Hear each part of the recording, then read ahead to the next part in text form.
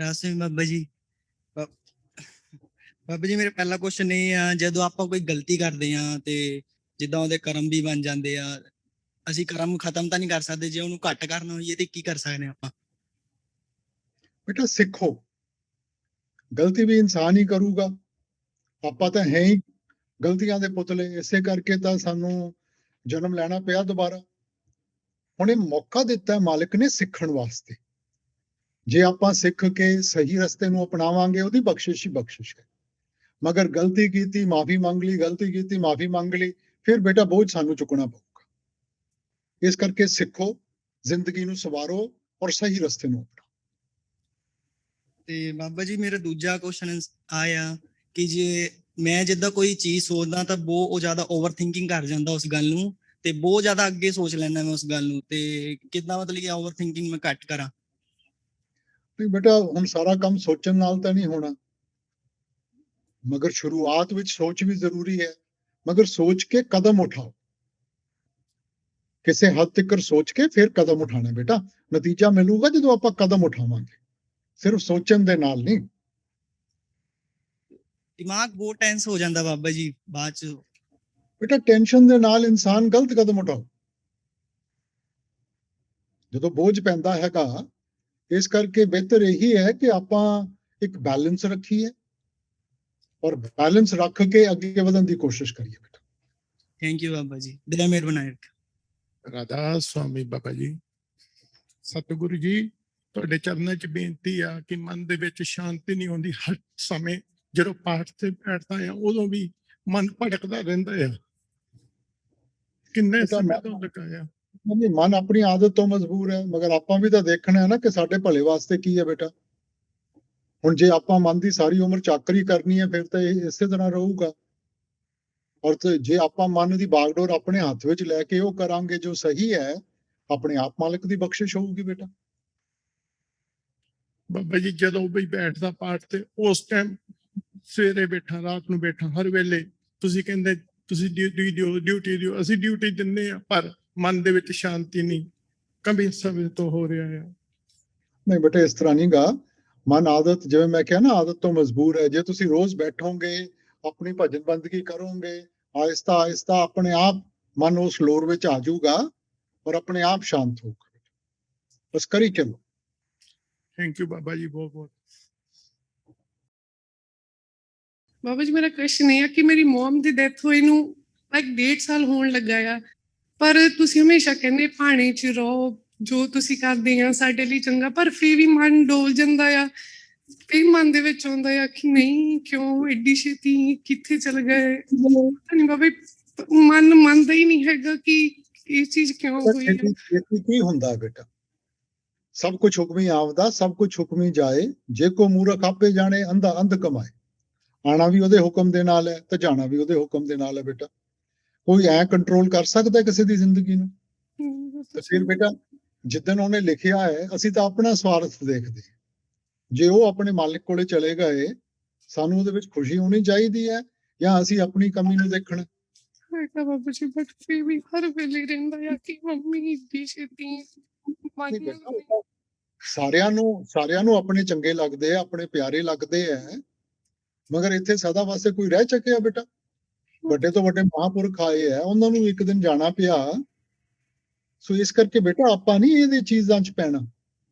ਆਪਾਂ ਤਾਂ ਉਹਦੇ ਭਾਵੇਂ 'ਚ ਰਹਿ ਕੇ, ਜੋ ਤਿਸ ਭਾਵੇ ਨਾਨਕਾ ਸਾਈ ਗੱਲ ਚੰਗੀ। ਬਾਬਾ, ਮੇਰਾ ਦੂਜਾ ਕੁਐਸਚਨ ਆ, ਪਾਠ ਤੇ ਬਹਿਨੇ ਆ, ਕਦੀ ਕਦੀ ਇੰਨਾ ਵਧੀਆ ਲੱਗਦਾ ਆ ਕਿ ਹਾਂ ਬਸ ਬੈਠੀਏ, ਕਿ ਟਾਈਮ ਤੇ ਵੀ ਉੱਠਣਾ ਆ, ਸਾਰਾ ਕੁਛ ਬਹੁਤ ਵਧੀਆ, ਪਰ ਕਦੀ ਕਦੀ ਮਨ ਏਦਾਂ ਹੁੰਦਾ ਕਿ 15 ਮਿੰਟ ਵੀ ਲੱਗਦਾ ਆ ਕਿ ਹਲੇ 15 ਮਿੰਟ ਹੀ ਹੋਏ ਬੈਠਿਆਂ ਨੂੰ, ਪਤਾ ਨਹੀਂ ਏਦਾਂ ਕਿਉਂ ਹੋ ਜਾਂਦਾ ਆ। ਬੇਟਾ, ਆਪਣਾ ਕੰਮ ਹੈ ਬੈਠਣਾ। ਹਾਂਜੀ, ਠੀਕ ਹੈ ਨਾ। ਆਪਣੀ ਜੋ ਜ਼ਿੰਮੇਵਾਰੀ ਹੈ, ਆਪਾਂ ਕਿਸੇ ਚੀਜ਼ ਵਾਸਤੇ ਨਹੀਂ ਬੈਠਣਾ, ਆਪਾਂ ਬੈਠਣਾ ਉਹਦਾ ਹੁਕਮ ਮੰਨ ਕੇ।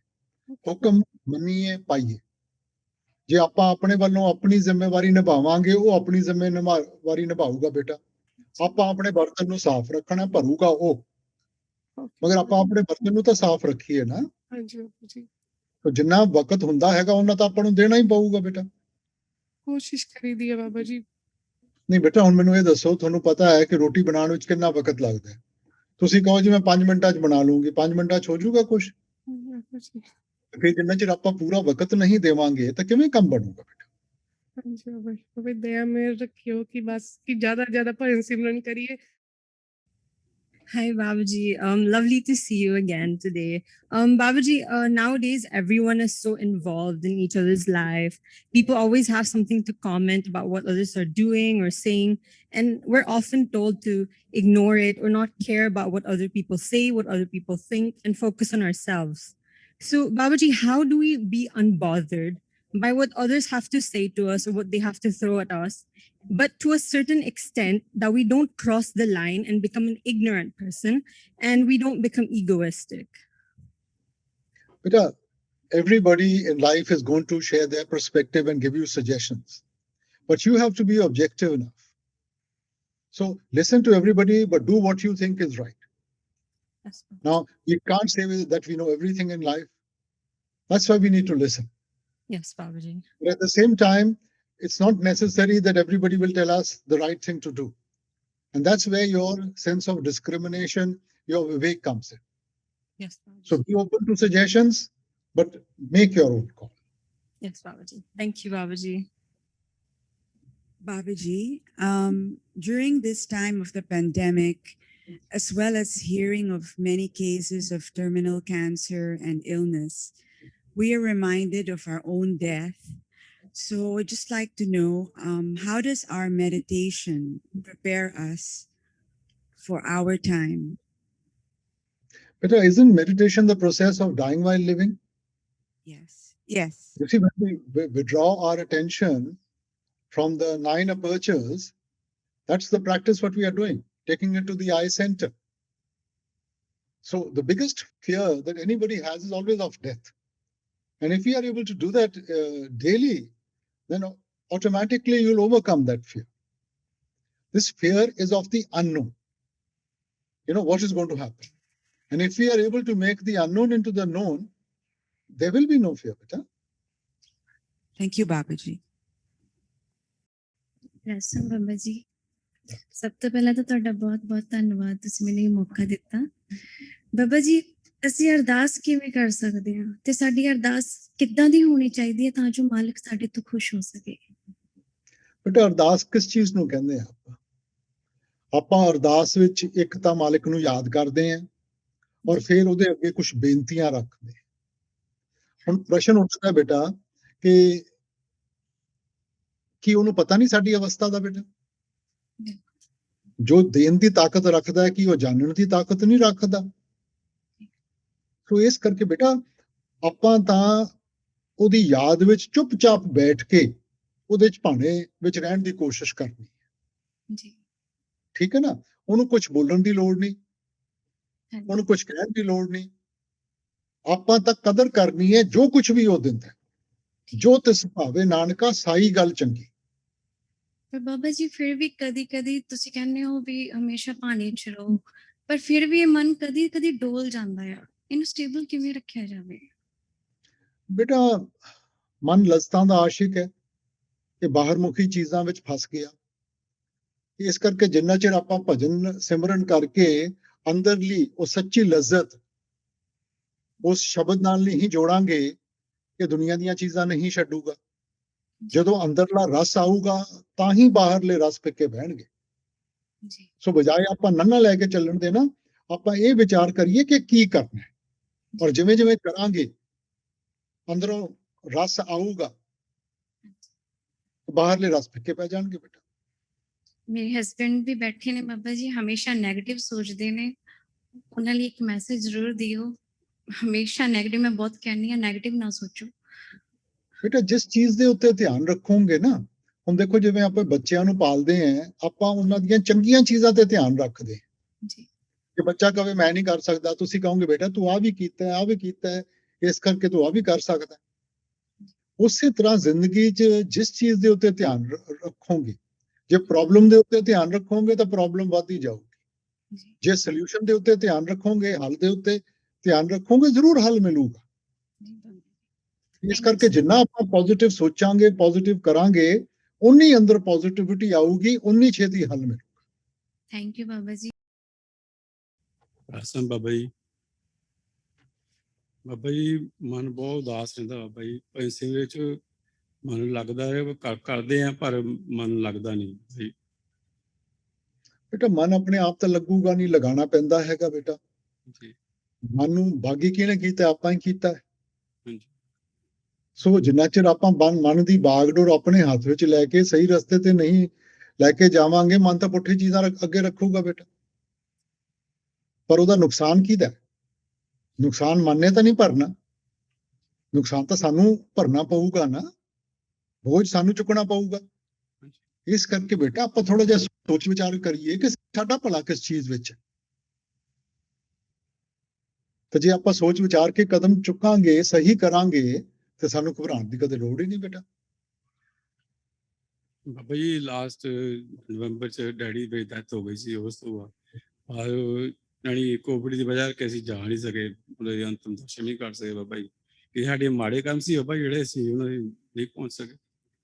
ਨਹੀਂ ਬੇਟਾ, ਇਹੋ ਜਿਹੀ ਗੱਲ ਨਹੀਂ ਹੁੰਦੀ। ਮਾਲਿਕ ਕਿਸ ਵਕਤ ਕਿਹਨੂੰ ਲੈ ਕੇ ਜਾਣਾ ਹੈ, ਕਿਸ ਅਵਸਥਾ ਵਿੱਚ ਲੈ ਕੇ ਜਾਣਾ ਬੇਟਾ, ਇਹ ਉਹਨੂੰ ਬਿਹਤਰ ਪਤਾ ਹੈਗਾ। ਹੁਣ ਜੇ ਆਪਾਂ ਉੱਥੇ ਹੁੰਦੇ ਤਾਂ ਕੀ ਹੋ ਜਾਣਾ ਸੀ ਬੇਟਾ। ਮਾਲਿਕ ਨੇ ਆਪਣੀ ਆਤਮਾ ਲੈ ਕੇ ਚਲੇ ਗਿਆ ਬੇਟਾ। ਇਹ ਦੁਨੀਆਦਾਰੀ ਹੈ ਜਿਹੜਾ ਅਸੀਂ ਸੋਚਦੇ ਹਾਂ ਕਿ ਜੀ ਮੈਨੂੰ ਉੱਥੇ ਹੋਣਾ ਚਾਹੀਦਾ ਸੀਗਾ। ਉੱਥੇ ਜਾ ਕੇ ਬੇਟਾ ਆਪਾਂ ਪਹਿਲਾਂ ਚਲੇ ਜਾਂਦੇ, ਸਾਡਾ ਮਨ ਵੀ ਡੋਲਦਾ ਉਹਨਾਂ ਦੀ ਦੁੱਖ ਤਕਲੀਫ ਦੇਖ ਕੇ। ਸੋ ਮਾਲਿਕ ਜੋ ਵੀ ਕਰਦਾ ਹੈ ਸਾਡੇ ਵਾਸਤੇ ਚੰਗਾ ਹੀ ਕਰਦਾ ਹੈ, ਆਪਾਂ ਤਾਂ ਭਾਣੀ ਚ ਰਹਿਣਾ ਹੈ। ਸਾਰੇ ਪਰਿਵਾਰ ਦਾ Swami Babaji. My question is about food. What do we do with food that we get as gifts that are not veg or contain eggs? Should we pass them on to others? Give it to somebody, beta. Give it to somebody who doesn't sort of bother about it. Give it to them. So are we not creating a karma, like we don't buy things that are non-veg to give to others, but when we receive something, is it okay to forward it to them? Beta, I don't think so. We should be so picky also in life. The basic thing is you don't consume it. Okay, so if somebody has given you something, maybe they made a mistake, they didn't check the ingredients, and if you check the ingredients, you just pass it on to somebody who's not concerned about it. Okay, thank you, Mamaji. And also, in this time of difficulties, a lot of us here are going through a lot spiritually, mentally, emotionally, physically, financially. Please bless us all to overcome this. Because this is the situation in the entire world. Beta. Yes. It's not only in Philippines, it's there everywhere. Yes. You see, so this is a cyclical event that takes place, beta. So we have to be strong. I think the Lord has given us enough to feed ourselves. And that's what's important, is to learn how to sustain yourself in these periods. And if we are able to sustain ourselves better, with His grace, we will be able to get out of it. This too shall pass. Thank you. Please bless everybody to overcome. Radha Swami Babaji. In the last 14 months of pandemic, all of us have gone through so much of difficulties and pain and a lot of troubles. Definitely without your blessings, without your grace, without your love, it was just impossible for us to face them. So no words are enough to really thank you for so much blessings you have poured on all of us. And thank you very much, Babaji. And of course, how do we reciprocate? Like, we have to do our time of 2.5 hours. I don't know. That is part of it. The other is, if the Lord has been kind to us, let us learn to help others. You know, wherever we can help. Like I said, not necessarily in the Satsanga, wherever you can help somebody. Our attention should always be focused on how can I help the people around me. That's the best way of showing your gratitude. Thank you, Babaji, for everything, Babaji. You have been so loving, Babaji. Thank you so much. Radha Swami. Radha Swami Babaji. Baba ji ਪਹਿਲਾਂ ਤੁਹਾਡਾ ਬਹੁਤ ਬਹੁਤ ਸ਼ੁਕਰੀਆ, ਤੁਸੀਂ ਜਿਹੜੇ India ਦੇ ਵਿੱਚ ਆਪਣੇ ਸਤਸੰਗ ਘਰਾਂ ਦੇ ਵਿੱਚ ਕੋਵਿਡ ਸੈਂਟਰ ਬਣਾਏ। ਭਾਵੇਂ ਅਸੀਂ ਇੱਥੇ ਰਹਿ ਰਹੇ ਹਾਂ ਤੇ ਵੀ ਸਾਡੀਆਂ ਜੜ੍ਹਾਂ ਜਿਹੜੀਆਂ ਇੰਡੀਆ ਦੇ ਨਾਲ ਜੁੜੀਆਂ ਆ, ਦੇਖ ਕੇ ਟੈਨਸ਼ਨ ਹੁੰਦੀ ਆ, ਰੋਣਾ ਆ ਜਾਂਦਾ, ਜੋ ਵੀ ਅਸੀਂ ਦੇਖੀਦਾ ਆ ਜੋ ਉੱਥੇ ਦੇ ਹਾਲਾਤ ਹੋ ਰਹੇ ਆ। ਤੇ ਦੂਸਰਾ ਮੇਰਾ ਨਹੀਂ ਬੇਟਾ, ਮੇਰਾ ਕਾਹਨੂੰ ਸ਼ੁਕਰੀਆ ਅਦਾ ਕਰਨਾ ਹੈਗਾ, ਸ਼ੁਕਰੀਆ ਤਾਂ ਸਾਰਿਆਂ ਦਾ ਹੈ, ਕਿਉਂਕਿ ਇਹ ਚੀਜ਼ ਮੇਰੀ ਨਹੀਂ ਗੀ, ਇਹ ਸੰਗਤ ਦੀ ਹੈ। ਨਹੀਂ ਬਾਬਾ ਜੀ, ਸਾਰਿਆਂ ਦੀ ਤੁਹਾਡੇ ਨਾਲ ਸੰਗਤ ਸਾਰੀ ਜੁੜੀ ਆ, ਤੁਹਾਡੇ ਤੇ ਸਾਰਿਆਂ ਦਾ ਵਿਸ਼ਵਾਸ ਆ। ਇਹ ਆਪਣੀ ਜ਼ਿੰਮੇਵਾਰੀ ਬਣਦੀ ਹੈ। ਆਪਾਂ ਇਹੀ ਸਿੱਖਿਆ ਹੈ ਕਿ ਵੰਡ ਕੇ ਛਕਣਾ। ਸੋ ਜਿੱਥੇ ਵੀ ਆਪਾਂ ਕਿਸੇ ਦੀ ਮਦਦ ਕਰ ਸਕਦੇ ਹਾਂ, ਸਾਨੂੰ ਜ਼ਰੂਰ ਕਰਨੀ ਚਾਹੀਦੀ ਹੈ।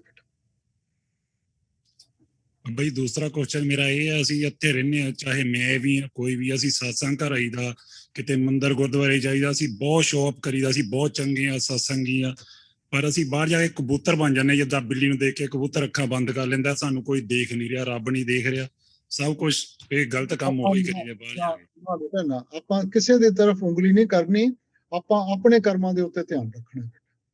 ਸਾਨੂੰ ਮਾਲਿਕ ਨੇ ਇਹ ਹੱਕ ਨਹੀਂ ਦਿੱਤਾ ਕਿ ਆਪਾਂ ਦੂਜਿਆਂ ਦੀ ਪਰਖ ਕਰੀਏ। ਮਾਲਿਕ ਨੇ ਸਾਨੂੰ ਆਪਣੀ ਜ਼ਿੰਮੇਵਾਰੀ ਦਿੱਤੀ ਹੈ, ਅਸੀਂ ਨਾ ਕੋਈ ਗਲਤ ਕੰਮ ਕਰੀਏ ਬੇਟਾ। ਠੀਕ ਹੈ, ਬਾਕੀ ਜੋ ਕਰਦਾ ਹੈ ਇਹ ਉਹਦੀ ਜ਼ਿੰਮੇਵਾਰੀ ਹੈ ਬੇਟਾ, ਸਾਨੂੰ ਕੀ ਪਤਾ ਕਿ ਉਹ ਕਿੰਨਾ ਸੰਭਾਲ ਸਕਦਾ, ਨਹੀਂ ਸੰਭਾਲ ਸਕਦਾ। ਸੋ ਸਾਨੂੰ ਆਪਣਾ ਅਹਿਸਾਸ ਹੋਣਾ ਚਾਹੀਦਾ ਹੈਗਾ, ਆਪਾਂ ਆਪਣੇ ਆਪ ਨੂੰ ਬਚਾ ਕੇ ਰੱਖੀਏ। ਅਭੀ ਇੱਕ ਕੁਐਸਚਨ ਇਹ ਹੈਗਾ, ਜੇ ਕਿਸੇ ਨੇ ਨਾਮਦਾਨ ਲਿਆ ਆ, ਉਹਦੀ ਰੂਹਾਨੀ ਤਰੱਕੀ ਨਹੀਂ ਹੁੰਦੀ, ਮ੍ਰਿਤੂ ਹੋ ਜਾਂਦੀ ਆ, ਫਿਰ ਉਹ ਉਸਨੂੰ ਅਗਲਾ ਜਾਮਾ ਇਨਸਾਨ ਦਾ ਮਿਲੂਗਾ ਜਾਂ ਉਹੀ 84 ਦਾ ਚੱਕਰ? ਬੇਟਾ ਡਿਪੈਂਡ ਕਰਦਾ ਹੈਗਾ ਉਹਦੇ ਕਰਮ ਕਿਹੋ ਜਿਹੇ ਸੀਗੇ। ਜੇ ਤਾਂ ਕਰਮ ਚੰਗੇ ਸੀਗੇ, ਇਨਸਾਨਾਂ ਵਰਗੇ ਸੀ, ਫਿਰ ਤਾਂ ਜ਼ਰੂਰ ਇਨਸਾਨ ਬਣੂਗਾ। ਤੇ ਜੇ ਆਪਣੇ ਕਰਮ ਹੀ ਜਾਨਵਰਾਂ ਵਰਗੇ ਸੀਗੇ, ਤਾਂ ਫਿਰ ਇਹ ਕਿੱਥੇ ਲਿਖਿਆ ਕਿ ਮੈਂ ਸਾਰਾ ਕੁਝ ਗਲਤ ਕਰਕੇ ਨਾਮ ਲੈ ਕੇ ਤਾਂ ਮੈਂ ਬਚਾ ਲੂੰ ਆਪਣੇ ਆਪ ਨੂੰ।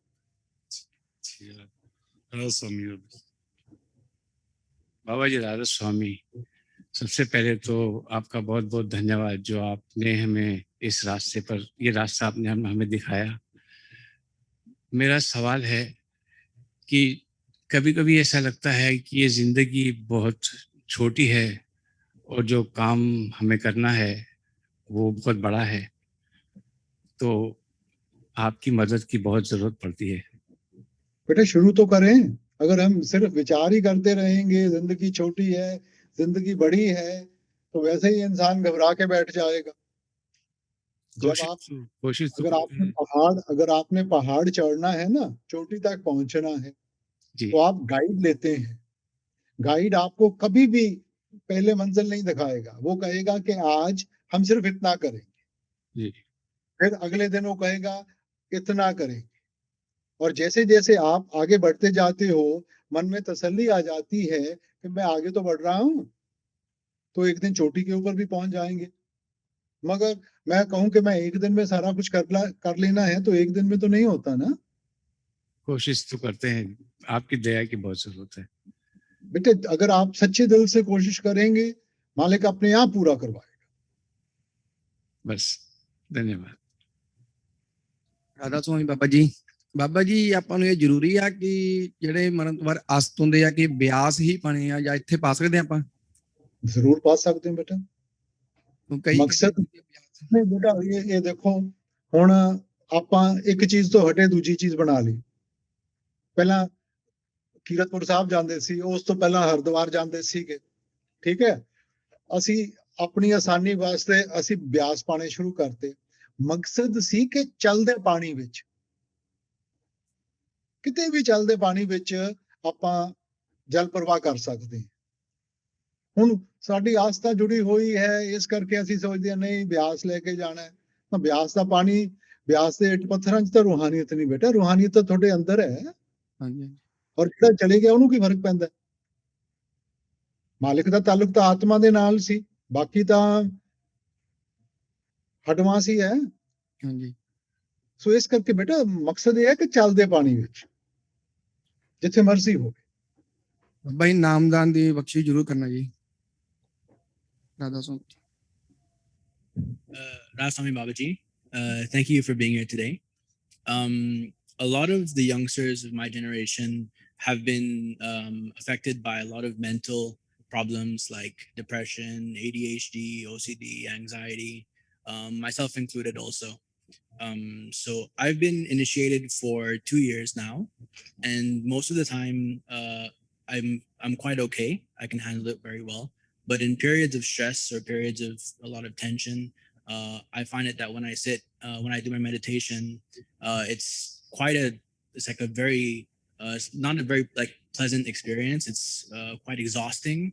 I'll always make sure to put in my effort, of course, but what can I do to make this experience more serene or more, I guess, more Because calm? we are creatures of habit. Whatever habits we've created, we are comfortable in that within those parameters. Now, our entire life, we are not used to sitting still. Our mind is distracted in so many things at the same time. And suddenly we come to a spiritual path which says, sit still and silence the mind. So there's a reaction. But if we keep on trying, to whatever extent we can do it, step by step, we'll be able to achieve it. The idea is to come to terms with yourself, to be comfortable with yourself. Don't we say still waters run deep? So if we want to go to the depth of our own self, there has to be stillness within us. Now, if you are at peace with yourself, then nobody can do anything to you. But if my mind is in turmoil, then I am showing my weakness and everybody is going to take advantage. So the idea is to bring forward your own strength. And to do that, we have to sort of go within our inner self to realize that. Thank you, Babaji.